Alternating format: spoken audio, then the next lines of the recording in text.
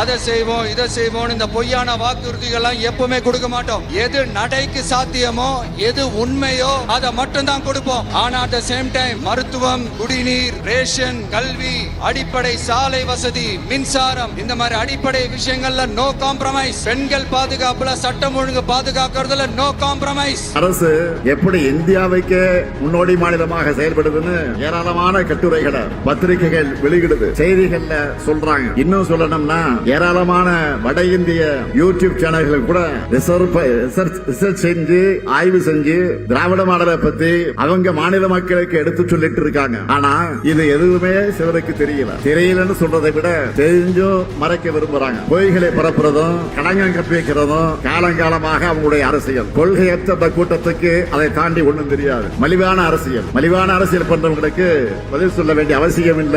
நான் என்னுடைய உச்சத்தை விட்டுவிட்டு, நான் அவ்வளவு வருமானத்தை விட்டுவிட்டு வானுவ வீட்டு வாசல எவன்டா நின்னா? உன் வாட்ச்மேன் கூட நிக்கலையடா. ஏண்டா இந்த மாதிரி போய் தலையிற? சேவை செய்ய வந்தா சேவைஜி. நான் அடைக்கலம் தேடி வரவில்லை, படைக்கலத்தோட யாரும் வான்னு கூப்பிடலையே. எதுக்கு வர? என்னுடைய அன்பு சகோதரன் அஜித்தும் ஐயா ரஜினிகாந்த் அவரும் தங்களுடைய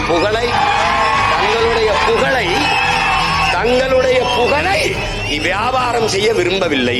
இப்போதான் ஒரு கட்சி ஆரம்பிச்சிருக்கிறார். அவர் எங்களுக்கும் அவருக்கும் எந்த விதமான விரோதமும் கிடையாது. எங்களை விமர்சிக்க வேண்டிய அவசியமும் அவருக்கு இல்லை.